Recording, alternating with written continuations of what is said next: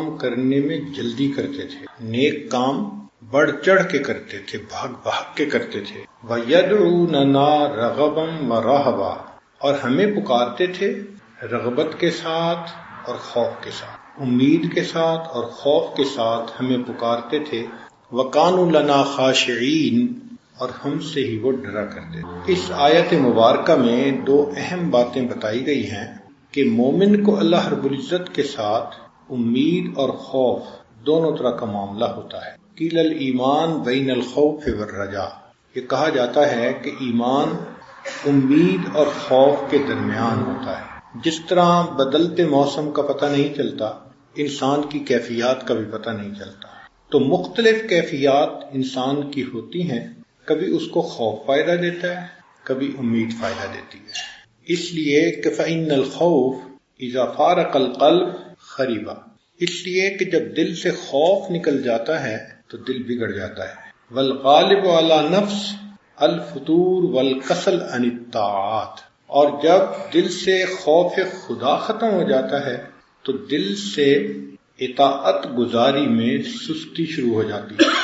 والمیل الی الشہوات، اور انسان پھر شہوات کی طرف مائل ہو جاتا ہے۔ ودواء ذلک الخوف، اور اس کی دوا اللہ کا خوف ہے۔ فاما من دام علیہ الخوف، اور جس بندے پر زیادہ ہی خوف کی کیفیت رہے، حتی مال الی القنوط، حتیٰ کہ وہ مایوس ہونے لگ جائے، فینبغی ان یداوی بالرجاء، تو چاہیے کہ پھر اس کا دوا امید کے ساتھ کرے۔ وَيُذْكَرُ سِعَةَ رحمت اللہ، پھر اللہ تعالیٰ کی رحمتوں کا تذکرہ کرے۔ فَمِثَالُ الْخَوْفِ وَالرَّجَاءِ، خوف اور امید کی مثال ایسی ہے کَمَثَلِ الْحِرَارَةِ وَالْبَرُودَةِ، جیسے انسان کے جسم میں حرارت اور ٹھنڈک ہوتی ہے، گرمی اور ٹھنڈک ہوتی ہے۔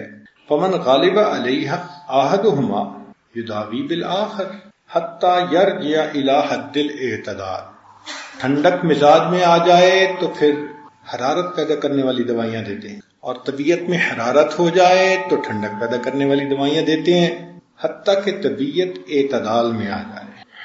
اور حدیث مبارکہ ہے لو وزن خوف المؤمن ورجاؤہ لاعتدلا، کہ اگر مومن کے دل میں جو اللہ کا خوف ہوتا ہے یا امید ہوتی ہے، ان دونوں کا وزن کیا جائے تو دونوں برابر برابر ہو، یعنی امید اور خوف برابر برابر، جو کیفیت ہوگی اسی کے حساب سے وہ کبھی اپنے اوپر خوف کو طاری کرے، کبھی اپنے اوپر امید کو طاری کرے۔ اس کی مثال یوں سمجھیں، امام غزالی رحمۃ اللہ علیہ نے لکھا ہے کہ ایک گدھا گڑھے میں جا گرے تو اس کو نکالنے کے لیے گلے میں رسی ڈالتے ہیں اور پھر اس کو چارہ دکھاتے ہیں، تو وہ چارے کو دیکھ کے خود نکلنے کی کوشش کرتا ہے، اور اگر خود نکلنے کی کوشش نہ کرے تو پیچھے سے ڈنڈا لگاتے ہیں۔ تو چارہ دکھانے کا نام امید اور ڈنڈا لگانے کا نام خوف۔ تو جیسے گدھا نکل آتا ہے گڑھے سے، انسان کا نفس بھی گناہوں کے گڑھے سے نکل آتا ہے۔ حضرت علی رضی اللہ تعالیٰ عنہ فرمایا کرتے تھے کہ میرے نزدیک قرآن مجید کی سب سے زیادہ امید افزا آیت یہ ہے قُلْ يَا عِبَادِيَ الَّذِينَ أَسْرَفُوا عَلَىٰ أَنفُسِهِمْ لَا تَقْنَطُوا مِن رَحْمَتِ اللَّهِ۔ یہ قرآن مجید کی سب سے زیادہ ارجا آیت ہے، امید دلانے والی۔ امید کیسے ملتی ہے؟ ایک مثال سے سمجھیں کہ باپ اگر اپنے بیٹے سے ناراض ہو تو پھر بیوی کو کہتا ہے کہ اس کو سمجھا دو، یہ سیدھا ہو جائے ورنہ میں اسے گھر سے نکال دوں گا۔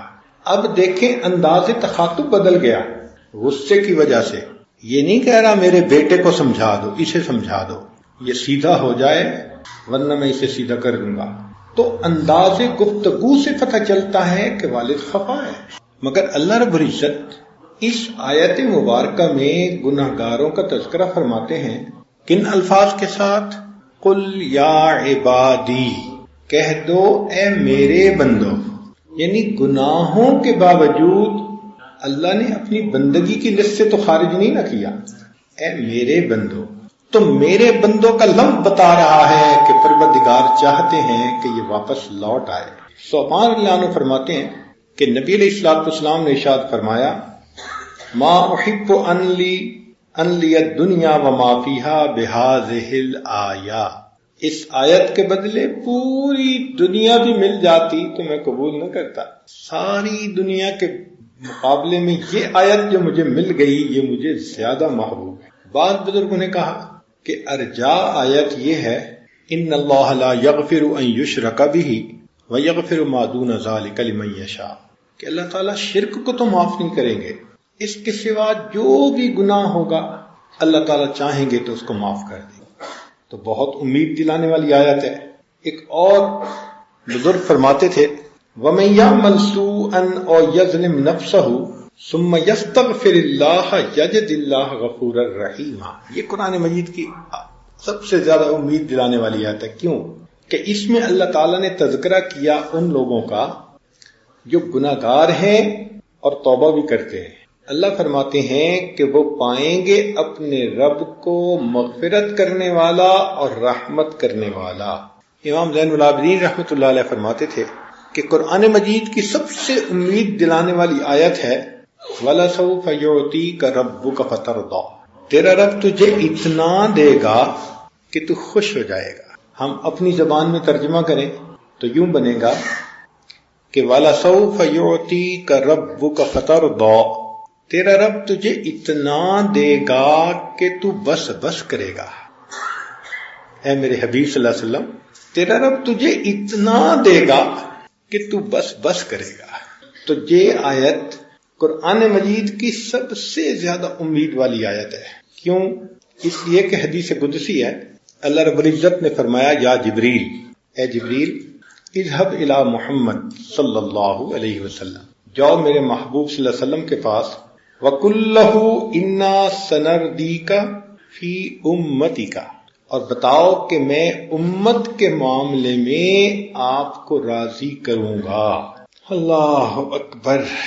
تو جب اللہ رب العزت نے فرمایا تو وہ فرمایا کرتے تھے فَإِنَّ مُحَمَّدًا صلی اللہ علیہ وسلم لَا يَرْضَىٰ وَوَاحِدٌ مِّنْ أُمَّتِهِ فِي النَّارِ، کہ نبی علیہ السلام کبھی راضی نہیں ہوں گے اگر ان کی امت کا ایک بندہ بھی جہنم میں ہو. کیسے راضی ہو سکتے؟ تو یہ بہت امید دلانے والی آیت ہے. تاہم خوف کا تعلق خارج کے ساتھ ہوتا ہے اور حزن کا تعلق داخل کے ساتھ ہوتا ہے. اندر جو غم ہوتا ہے نا اس کو حزن کہتے ہیں، اور باہر سے جو ڈر ہوتا ہے کسی کا اس کو خوف کہتے ہیں. اب خوف اور حزن دونوں کی تاثیر ہے. حزن کی تاثیر یہ ہے کہ جب انسان کا دل محزون ہو تو کھانا پینا چھوٹ جاتا ہے. جوان بیٹا فوت ہو گیا، ماں کا دل ہی نہیں چاہتا کھانے کو. بیٹا گم ہو گیا، کھانے کو دل نہیں چاہتا. بچہ فیل ہو گیا، اس کا کھانے کو دل نہیں چاہتا. کسی نے پبلک انسلٹ کر دی، چونکہ دل غم زدہ ہے، کھانے کو دل نہیں چاہتا. تو حزن کی وجہ سے کھانا پینا چھوٹ جاتا ہے اور خوف کی وجہ سے انسان سے گناہ چھوٹ جاتے ہیں. جس بندے کے دل میں اللہ کا خوف ہوتا ہے وہ پھر گناہوں کو چھوڑ دیتا ہے. اور یہ بھی ایک مزے کی بات ہے کہ مخلوق کا خوف ہو تو جس سے خوف ہو انسان دور بھاگتا ہے، جس سے خوف زدہ ہو ہمیشہ اس سے دور بھاگتا ہے. مگر اللہ کے خوف کی یہ صفت ہے کہ جس کے دل میں جتنا اللہ کا خوف ہوتا ہے وہ اتنا اللہ کے قریب ہو جاتا ہے. تو الحزن یمنع عن الطعام والخوف یمنع عن الذنوب. قرآن مجید کی کچھ آیات میں اللہ تعالیٰ نے امید والی باتیں کہیں اور کچھ میں ڈرانے والی باتیں کہیں، اور کچھ آیات ایسی ہیں جس میں دونوں. مثال کے طور پر نبی عبادی انی انا الغفور الرحیم، یہ امید. اور آگے فرمایا وَأَنَّ عَذَابِي هُوَ الْعَذَابُ الْأَلِيمُ. ایک ہی آیت کے اندر امید بھی ہے اور خوف بھی. يَدْعُونَ رَبَّهُمْ خَوْفًا وَطَمَعًا، ایک ہی آیت کے اندر خوف اور امید دونوں کا تذکرہ ہے. تو اللہ رب العزت چاہتے ہیں کہ میرا بندہ جس حال میں ہو یا تو اس پر خوف غالب ہو یا اس کے اوپر امید غالب ہو. بس ایمان ان دونوں کیفیتوں کے درمیان پوری زندگی یہی حالت رہتی ہے. نہ خوف اتنا کہ انسان مایوس ہو جائے اس لیے کہ مایوسی کفر ہے، اور نہ امید اتنی کہ انسان بے عمل ہو جائے. تو دونوں کا ہونا ضروری ہے. ہاں، بنی اسرائیل کا ایک آدمی تھا جو لوگوں کو بہت ڈراتا تھا اور مایوس کرتا تھا. رویہ ان رجلا من بنی اسرائیل کان یقنط الناس وَيُشَدِّدُ عَلَيْهِمْ، ان کو مایوس کرتا تھا اور سختی کرتا تھا، قیامت کے دن یوں پکڑ ہوگی یوں پکڑ ہوگی. فَيَقُولُ اللَّهُ تَعَالَى لَهُ يَوْمَ الْقِيَامَةِ، اللہ تعالیٰ نے اس کو قیامت کے دن یہ فرمائیں گے، الْيَوْمَ أُعِيذُكَ مِن رَحْمَتِي كَمَا كُنْتَ تُقَنِّطُ عَبِيدِي مِنْهَا، آج میں بھی تمہیں مایوس کرتا ہوں جس طرح تو میرے بندوں کو میری رحمت سے مایوس کیا کرتا. کہتے ہیں کہ شیخ عبد القادر جیلانی رحمۃ اللہ علیہ نے اللہ تعالیٰ کی رحمت کا درس دیا، اور ان کا یہ درس 18 سال چلتا رہا. 18 سال کے بعد ایک مرتبہ انہوں نے خوف کی آیت پڑھی اور ایسا بیان کیا کہ رو رو کے لوگوں کی آنکھیں سوج گئیں، بے ہوش ہو گئے، حتیٰ کہ کچھ لوگوں کے جنازے اٹھے. دل پہ اتنا اللہ کا خوف آیا. تو اللہ رب العزت نے الہام فرمایا، میرے پیارے میرے بندوں کے سامنے میرے خوف کا تذکرہ کرتا ہے. تو عرض کیا، اللہ میں نے 18 سال تیری رحمت کا تذکرہ کیا، تو الہام ہوا کیا 18 سال میں میری رحمت ختم ہو گئی تھی؟ کیا 18 سال میں میری رحمت ختم ہو گئی تھی؟ اللہ رب العزت بھی چاہتے ہیں کہ میرے بندے میرے بن کے رہیں، ان کے دلوں میں امید رہے. خوف تو تب ہے کہ جب بغاوت دل میں آئے، پھر تو ڈنڈا دکھانا پڑتا ہے، جوتا دکھانا پڑتا ہے.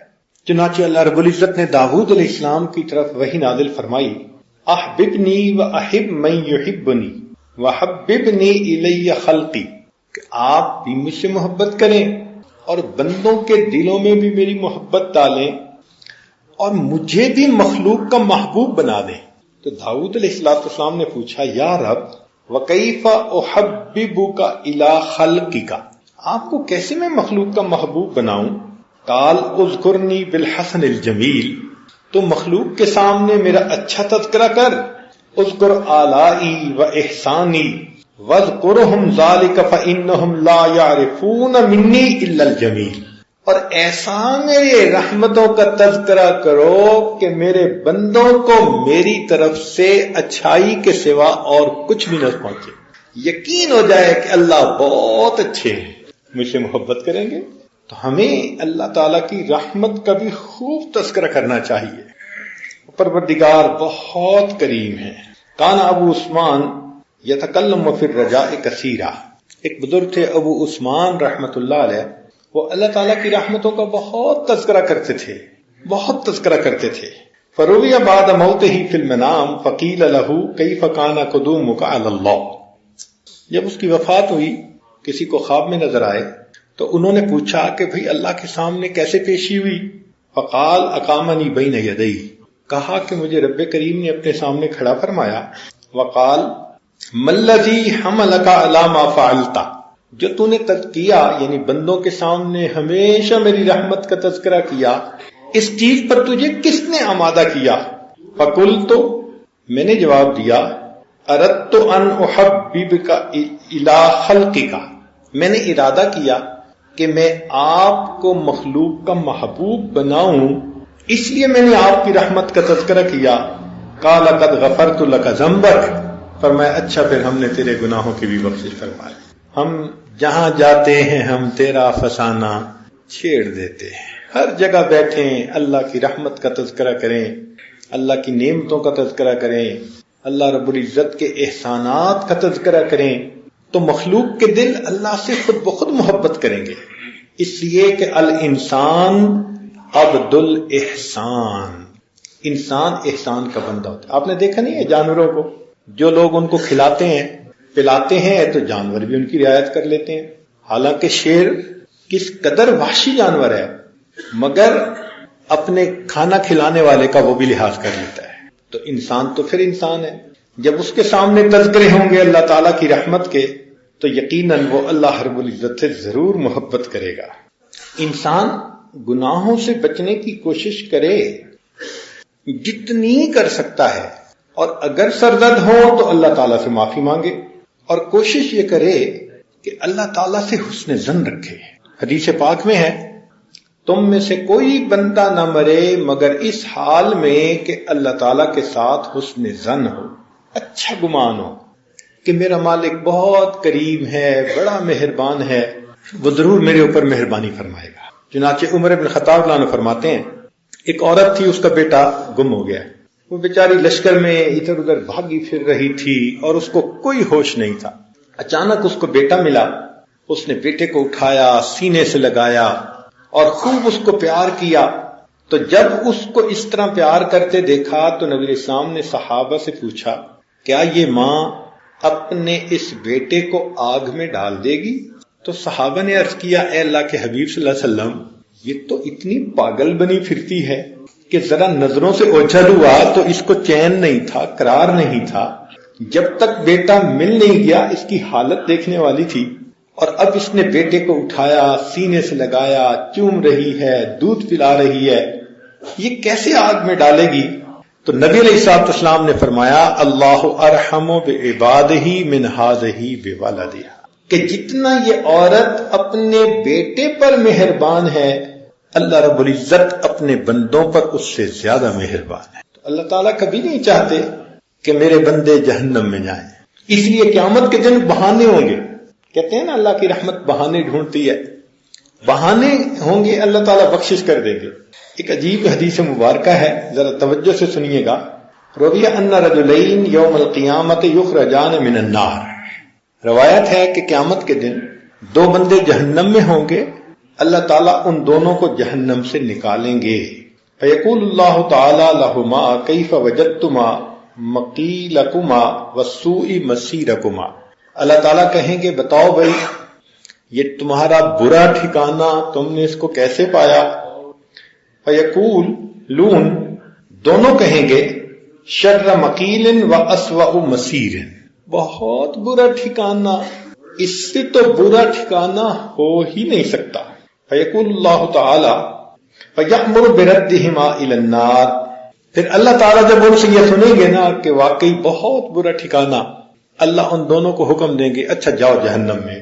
فاما احدہما فیبادر الیہا، ان میں سے ایک تو بھاگ پڑے گا، سپیڈ لگا دے گا کہ اللہ کا حکم ہو گیا جاؤ جہنم میں، وہ بھاگ پڑے گا۔ وَأَمَّا الْآخَرُ، جو دوسرا ہوگا، فَيَتَفَقَّفُ، وہ ذرا رکے گا، پھر پیچھے دیکھے گا، پھر کچھ چلے گا، پھر پیچھے دیکھے گا۔ فَيَقُولُ اللَّهُ تَعَالَى لَلَّذِي بَادَرَ مَا حَمَلَكَ عَلَى مَا صَنَعْتُ، ان میں سے اللہ اس سے پوچھیں گے جو بھاگ پڑا تھا کہ تو نے ایسے کیوں کیا؟ فیقول، وہ کہے گا عصیتک فی الدنیا، اللہ دنیا میں آپ کی نافرمانی کر بیٹھا، افاعصیک فی الآخرہ، کیا میں آخرت میں بھی آپ کی نافرمانی کروں؟ تو آپ کا حکم ہوا جاؤ جہنم میں، تمہیں بھاگ پڑا۔ ویقول للذی توقف ما حملک علی ما صنعت، اور جو بندہ رک رک کے جا رہا تھا، پیچھے دیکھتا جا رہا تھا، اس سے پوچھیں گے تو نے ایسے کیوں کیا؟ فیقول، وہ کہے گا حسن ظنی بک یا رب حین اخرجتنی منہا اللہ تعیدنی الیہا، اللہ حسن ظن تھا، سنا ہوا ہے کہ آپ ایک دفعہ جہنم سے جس کو نکالیں گے دوبارہ اس کو کبھی نہیں لوٹائیں گے، میں اس لیے پیچھے مڑ مڑ کے دیکھتا تھا شاید آپ کی رحمت ہو جائے۔ فیرحمہما، اللہ دونوں پر رحمت فرمائیں گے، وَيَأْمُرُ بِهِمَا إِلَى الْجَنَّةِ، اور دونوں کو جنت داخلے کا حکم فرما دیں گے۔ پروردگار کتنا کریم ہے جس کی رحمت بہانے ڈھونڈتی ہے۔ وَرُوِيَ أَنَّ رسول اللہ صلی اللہ علیہ وسلم قال، یہ رحمت کی بات عجیب سننے سے لائق ہے کہ نبی علیہ الصلوۃ والسلام نے ارشاد فرمایا وَالَّذِي نَفْسُ مُحَمَّدًا بِيَدِهِ، قسم ہے اس ذات کی کہ محمد صلی اللہ علیہ وسلم کی جان جس کے قبضے میں ہے، لَيَغْفِرَنَّ اللَّهُ تَعَالَى يَوْمَ الْقِيَامَةِ مَغْفِرَةً، کہ اللہ قیامت کے دن اتنی بخشش کرے گا ما خطرت علی قلب بشر، کسی بشر کے دل پر اس کا گمان بھی نہیں گزرا، سوچ بھی نہیں سکتا انسان، وہاں تک اللہ تعالیٰ کی مغفرت ہوگی۔ پھر نبی علیہ السلام نے فرمایا والذی نفسی بیدہ، قسم ہے اس ذات کی کہ جس کے قبضے میں میری جان ہے، لیغفرن اللہ یوم القیامت مغفرۃ، کہ اللہ تعالیٰ قیامت کے دن اتنی مغفرت فرمائیں گے، یتطاول لہا ابلیس رجاء ان تنالہ، کہ ابلیس بھی گردن اٹھا کر دیکھے گا شاید میری بھی مغفرت ہو جائے گی۔ اتنی اگر اللہ کی رحمت ہوگی کہ شیطان کو بھی امید لگ جائے گی تو سوچیں تو صحیح، وَكَانَ بِالْمُؤْمِنِينَ رَحِيمًا، قیامت کے دن وہ اللہ تعالیٰ اپنے ایمان والے بندوں کے ساتھ بڑا رؤوف الرحیم ہو۔ اس لیے نبی علیہ السلام نے فرمایا لا يدخل النار من بكى من خشیت اللہ تعالی حتى يلج اللبن في الدرع، جو بندہ اللہ کے خوف سے روتا ہے یہ بندہ کبھی جہنم میں نہیں جا سکتا حتیٰ کہ دودھ تھنوں میں واپس چلا جائے۔ جیسے دودھ تھنوں میں واپس نہیں جا سکتا، یہ بندہ بھی جہنم میں کبھی جا نہیں سکتا جو اللہ رب العزت کی ڈر اور خوف کی وجہ سے روتا ہو۔ اللہ اکبر کبیرہ۔ اسی لیے ہمارے اکابر اللہ رب العزت کے عظمتوں کو جب سوچتے تھے تو بے اختیار ان کی آنکھوں سے آنسو آتے تھے، جیسے بارش کے پانی ٹپکتا ہے ان کی آنکھوں سے ایسے ٹپکتا تھا۔ اللہ اکبر کبیر۔ رویہ ان ابراہیم علیہ السلام کان کثیر البکا، روایت ہے کہ ابراہیم علیہ السلام کثرت سے روتے تھے۔ فأتاہ جبریل، جبریل علیہ السلام ان کے پاس آئے، وقال لہ الجبار یقرئک السلام، اور کہا کہ جبار نے آپ کو سلام بھیجے ہیں، ویقول، اور یہ کہا ہے هل رأیت خلیلا یخاف خلیلہ، کیا آپ نے کسی خلیل کو دیکھا کہ اپنے خلیل سے ڈرتا ہو؟ فقال یا جبریل، تو ابراہیم علیہ السلام نے آگے سے جواب دیا، اے جبرائیل، اذا ذکرت خطیئتی نسیت خلتی، جب میں اپنی خطا کو کبھی یاد کرتا ہوں تو مجھے اپنا خلیل ہونا یہ بات بھول جاتی ہے۔ اور خطا کیا تھی؟ قوم نے کہا تھا چلو میلے پر، تو انہوں نے کہا تھا انی سقیم، طبیعت ٹھیک نہیں، میں نہیں جا سکتا، مگر چونکہ اس میں وسعت تھی، معنی میں کوئی بدن کی مرض تو تھی نہیں، طبیعت پہ چیز ناگوار تھی، تو چونکہ سقیم کا لفظ استعمال کر لیا تھا، اتنی سی بات پر بھی ڈرتے تھے کہ اللہ تعالیٰ قیامت کے دن سچوں سے ان کی سچائی کے بارے میں پوچھیں گے تو میں کیا جواب دوں گا۔ اگر یہ انبیاء کرام کا خوف ہے کہ وہ اللہ رب العزت سے اتنا ڈرتے تھے، تو پھر سوچئے کہ ہمیں اللہ رب العزت سے کس قدر ڈرنے کی ضرورت ہے۔ اسی لیے ہمارے اکابر ایک ایک آیت کو پوری رات پڑھتے رہتے تھے اور روتے رہتے، پوری رات۔ چھوٹی سی کئی دفعہ بات ہوتی ہے اور اللہ تعالیٰ کی بے نیازی ظاہر ہو جاتی ہے۔ چنانچہ بنی اسرائیل کا ایک عجیب واقعہ ہے، اس کو مولانا روم رحمۃ اللہ علیہ نے بھی اپنی مثنوی شریف میں لکھا ہے۔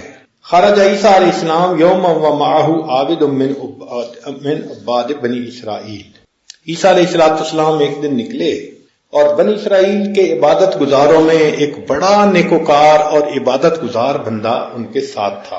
فتابعہما رجل عاصٍ، تو ایک گناہگار بندہ ان کے پیچھے چلنے لگ گیا عیسیٰ علیہ السلام اور اس نیک بندے کے۔ فمقتہ العابد، عابد نے اس چیز کو ناپسند سمجھا، وقال، اور یہ کہا، اللہم لا تجمع بینی و بین ھذا العاصی، اللہ مجھے اور اس گنہگار کو قیامت کے دن اکٹھا نہ کرنا۔ ادھر اس نے یہ کہا اور ادھر وہ گنہگار جو تھا، جو پیچھے آ رہا تھا، وہ اللہ سے دعا مانگتا ہے، فقال العاصی اللہم اغفر لی، تو گنہگار نے یہ دعا مانگ لی، اللہ مجھے بخش دینا۔ فاوحى اللہ تعالی الی عیسیٰ علیہ السلام، اللہ نے عیسیٰ علیہ السلام کی طرف وحی بھیجی، قد استجبت دعاءہما، میں نے ان دونوں کی دعاؤں کو قبول کر لیا، فرددت الصالح، پس میں نے اس نیک بندے کو اپنے دربار سے دھتکار دیا، وغفرت للمحروم، اور اس گناہگار کو میں نے بخشش فرمایا۔ کہ گناہگار نے کہا تھا اللہ بخشش کر دے، تو میں نے اس کی بخشش کر دی، اور کیونکہ اس نیک نے دعا مانگی تھی اللہ مجھے اس کے ساتھ اکٹھا نہ کرنا، لہذا میں نے اس کو جنت کی بجائے جہنم میں بھیج۔ کتنی چھوٹی سی بات ہے، پتہ نہیں کتنے سالوں سے عبادت میں لگا ہوگا، مگر اس کی یہ چھوٹی سی بات جو ظاہر ہمارے دیکھنے میں، اللہ کے ہاں تو چھوٹی نہیں ہے نا، مگر ہمارے دیکھنے میں تو یہ چھوٹی سی بات ہے، اس ایک بات پر اللہ رب العزت کی طرف سے اس کے اوپر پکڑ آ گئی۔ تو اس لیے ہمارے اکابر اللہ رب العزت کی شان بے نیازی سے ڈرتے تھے۔ کہتے ہیں کہ سفیان ثوری رحمۃ اللہ علیہ ایک مرتبہ رو رہے تھے. ان کے ایک دوست آئے, انہوں نے پوچھا کہ کیوں رو رہے ہیں, کوئی گناہ سرزد ہو گیا؟ تو ایک گندم کا دانہ پڑا تھا, انہوں نے گندم کا دانہ اٹھایا اور کہا کہ اللہ کی قسم میں نے اس گندم کے دانے کے برابر بھی کوئی اللہ کی نافرمانی نہیں کی, میں نے ارادے سے کوئی گناہ نہیں کیا, گندم کے دانے کے برابر بھی گناہ نہیں کیا. اس نے کہا جب گناہ نہیں کیا تو پھر روتے کیوں ہے؟ کہنے لگے میں اللہ کی شان بے نیازی سے رو رہا ہوں, کیا معلوم کہ موت کے وقت میں ایمان کی سلامتی کے ساتھ جاؤں گا یا ایمان سے محروم ہو جاؤں. تو ہمارے اکابر ڈرتے روتے رہتے تھے کہ موت کے وقت کہیں ایمان سلب نہ ہو جائے. چنانچہ موت کے وقت شیطان اس کے سامنے ایسی صورت بنا کے آتا ہے کہ بندے کے دل میں ڈالتا ہے کہ تو خواہ مخواہ اتنا ہی باتیں کرتا رہا, اتنی ضرورت تو کوئی نہیں تھی. اس کے دل میں ایمان ہلا دیتا ہے اور اسی کنڈیشن میں اس بندے کی روح نکال لی جاتی ہے. یہ بہت خطرہ, بہت خطرہ. اس لیے ہمارے اکابر ڈرا کرتے تھے. تاب رجل نباش, ایک بندہ تھا کفن چور تھا, لوگ دفن کر کے آتے تھے, وہ قبر کھود کے رات کو نیا کفن نکال لیتا تھا اور مردے کو ویسے ہی مٹی میں دبا دیتا تھا. فسئل عن توبتہ, لوگوں نے پوچھا بھئی تو نے توبہ کیسے کی؟ قال, کہنے لگا رأیت 70 رجلا فی قبورہم, میں نے 70 بندوں کی قبروں کو کھولا, قد حولوا عن القبلہ, میں نے دیکھا سب کے چہرے قبلے سے پھرے ہوئے تھے.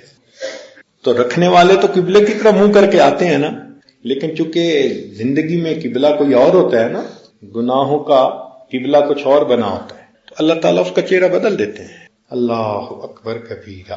تو ہمارے اکابر اس لیے اللہ رب العزت کی بے نیازی سے ڈرتے تھے. ہمارے یہاں ایک ڈاکٹر گزرے ہیں, ڈاکٹر نور محمد, وہ کہتے ہیں کہ میں نے زندگی کے تقریباً 40 سال ایمرجنسی وارڈ کے اندر ڈیوٹی دی, 40 ایئرس, اور میری کوشش ہوتی تھی کہ جو مریض بھی آتا, کیونکہ ایمرجنسی وارڈ میں تو وہی جاتا ہے, کسی پہ ہارٹ اٹیک, کوئی آخری رینل فیلیور, آخری لمحے, تو کئی راستے میں مر جاتے ہیں, کئی پہنچتے ہی مر جاتے ہیں, کئی 2 دن کے بعد مرتے ہیں. تو ایمرجنسی وارڈ میں تو یہ سلسلہ چلتا ہی رہتا ہے. تو وہ کہتے ہیں کہ جب بھی کوئی بندہ میرے پاس آتا میں اس کو کلمے کی تلقین کرتا, مگر میں نے دیکھا کہ اگر 100 بندوں کو میں نے کلمے کی تلقین دی تو ان میں سے صرف 5 ایسے تھے جو کلمہ پڑھ سکے, باقی بغیر کلمہ پڑھے دنیا سے. تو میں اس تلاش میں تھا کہ یہ کلمہ کیوں نہیں پڑھتے. تو ایک بندے پہ ہارٹ اٹیک تھا مگر وہ ہوش میں تھا. میں نے اسے کہا کہ میں تمہیں کلمہ پڑھاؤں گا, تم پڑھنا, اور اگر تم نہ پڑھ سکو تو میں تم سے پوچھوں گا کہ کیا تم پڑھنے پہ قادر نہیں ہو, تو تم صرف آنکھوں سے اشارہ کر دینا. تو کہنے لگے کہ جب ہارٹ اٹیک زیادہ ہوا اور اس کی بالکل موت آنے لگی, کلمہ پڑھایا, اس نے نہیں پڑھا, تو میں نے اس سے پوچھا کہ کیا تمہاری زبان پہ قدرت نہیں گئی؟ اس نے آنکھوں کے اشارے سے کہا کہ ہاں, زبان پہ فالج پڑ گیا ہے, اب میں کلمہ پڑھنے کے اوپر قادر نہیں. تو آخری لمحے میں زبان پہ اللہ تعالیٰ فالج ڈال دیتے. یہ جو دو رنگی کی زندگی ہوتی ہے, گناہوں بھری زندگی ہوتی ہے, من مانی کی زندگی ہوتی ہے, اس کا نتیجہ یہی ہوتا ہے. اس لیے نبی علیہ الصلوۃ والسلام نے فرمایا کہ قیامت کے قرب قیامت میں ایسا وقت آئے گا, تم دیکھو گے کہ ایک بندے کا نام پوری زندگی مسلمانوں کی فہرست میں ہوگا, جب موت کا وقت آئے گا تو مسلمانوں کی فہرست سے اس کا نام خارج کر دیا جائے. اب آخری وقت کیا ہوتا ہے, یہ ہمارے سر کے اوپر ایک خوف ہر وقت لگا, کس کے اوپر کب امتحان آ جائے, کس حال میں امتحان آ جائے. اللہ اکبر کبیرہ. چنانچہ ولما مکر بابلیس لعنہ اللہ طفق جبریل و میکائیل علیہم السلام یبکیان, کہ جب اللہ رب العزت نے شیطان مردود سے یہ کہا کہ فخرج منہا فانک رجیم, نکل جا یہاں سے تو مردود ہے. الحمدللہ یغفرکم اللہ. تو رب کریم نے فرمایا کہ اے جبرائیل اور اے میکائیل تم کیوں رو رہے ہو. یعنی اللہ رب العزت نے شیطان کو رد فرمایا, اور جب اس کا حال فرشتوں نے دیکھا تو فرشتے رونے لگ گئے. تو جب فرشتوں کو روتے دیکھا تو فاوحى اللہ تعالی الیہما ما لکما تبکیان, اللہ تعالیٰ نے دونوں سے پوچھا کہ تم دونوں کیوں روتے ہو.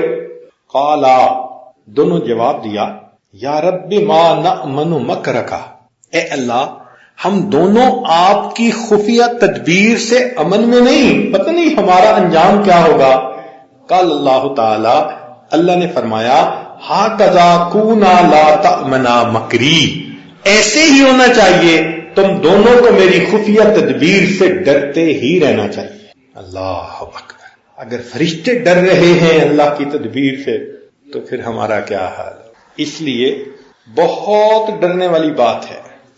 کہتے ہیں کہ ایک مرتبہ جبریل علیہ السلام نبی علیہ السلام کی خدمت میں حاضر ہوئے تو نبی علیہ السلام بیت اللہ کے قریب تھے، تو جبریل علیہ السلام نے بیت اللہ کا غلاف پکڑا اور دعا مانگی، الہی لا تبدل جسمی ولا تغیر اسمی، اور ڈر رہے تھے اور کانپ رہے تھے۔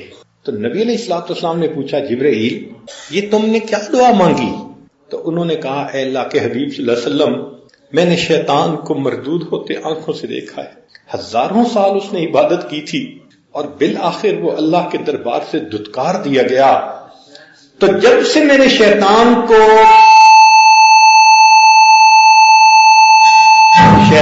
دھتکارتے دیکھا اپنی آنکھوں سے، تو میں اللہ رب العزت سے بہت ڈرتا ہوں۔ میں یہ دعا مانگ رہا تھا، الہی لا تغیر اسمی ولا تبدل جسمی، اللہ میرا نام نہ بدل دینا اور میرے بدن کو نافرمانوں کی قطار میں شامل نہ کر لینا۔ شیطان کا نام پہلے تو طاؤس الملائکہ کہا جاتا تھا نا، منیٹر فرشتوں کا، لیکن بعد میں پھر کیا ہوا؟ ابلیس مردود ہو گیا، اللہ نے نام بھی بدل دیا اور فرما برداروں کی فہرست سے اس کا نام نکال کے نافرمانوں میں شامل فرما دیا کہ یہ میرا دشمن ہے۔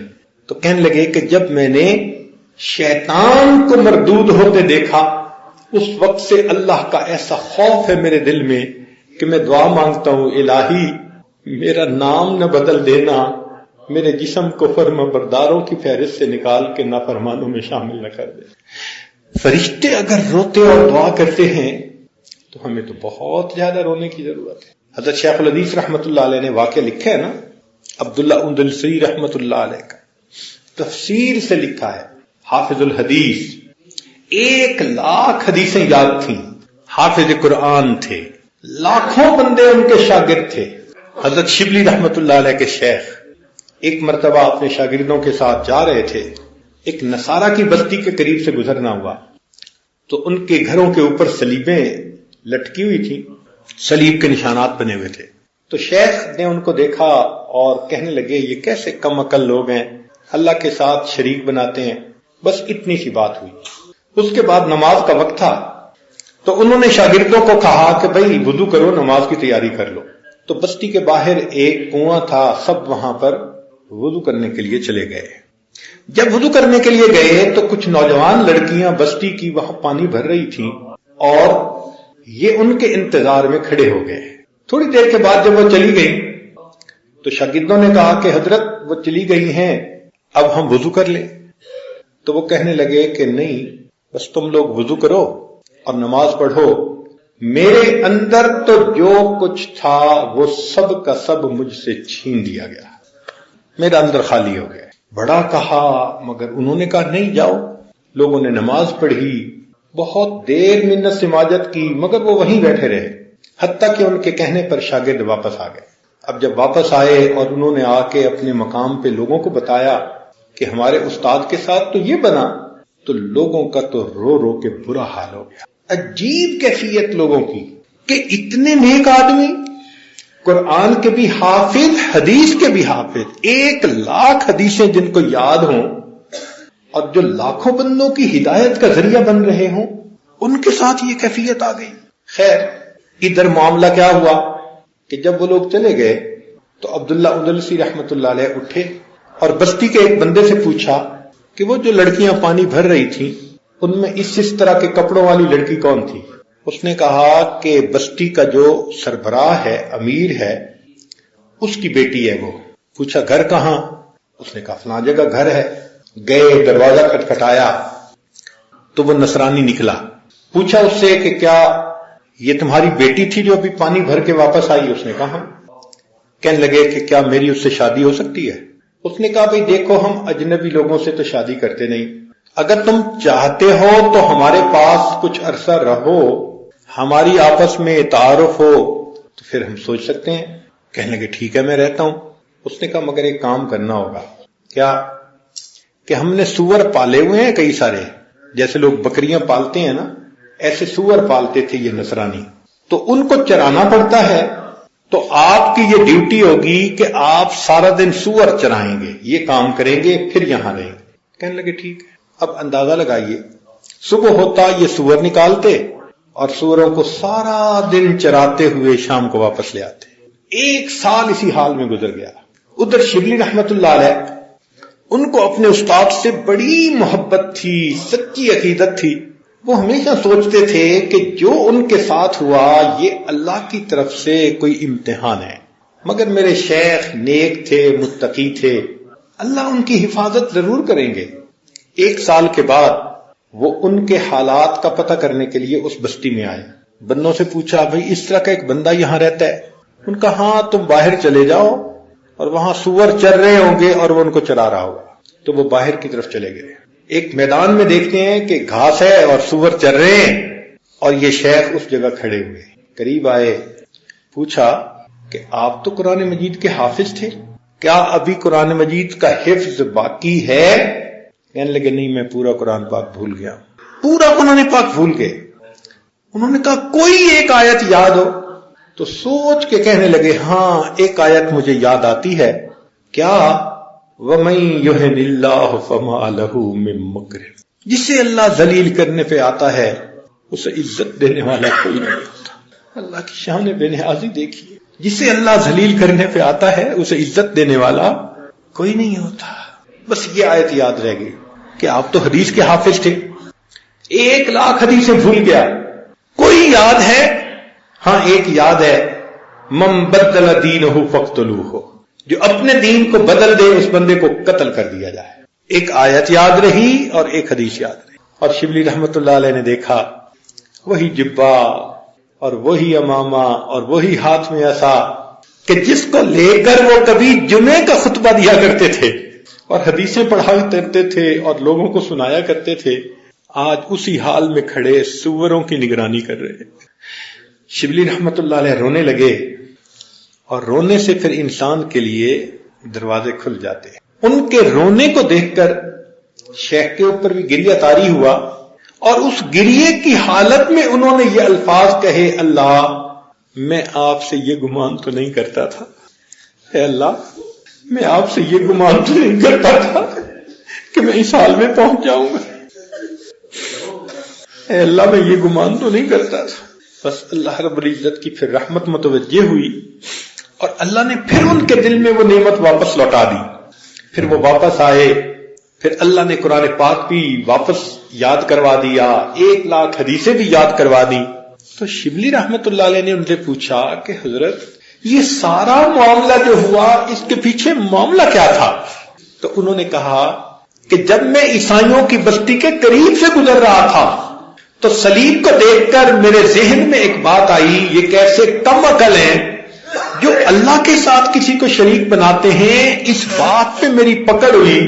اللہ نے فرمایا اچھا تم اگر ہدایت پر ہو یہ تمہاری عقل کا کمال ہے یا یہ میرا فضل و کمال؟ اللہ اکبر کبیر۔ تو اگر اتنی باریک باریک باتوں پہ پکڑ ہو جاتی ہے تو پھر ہم کس کھیت کی گاجر مولی ہیں؟ پھر ہمیں تو اللہ تعالیٰ سے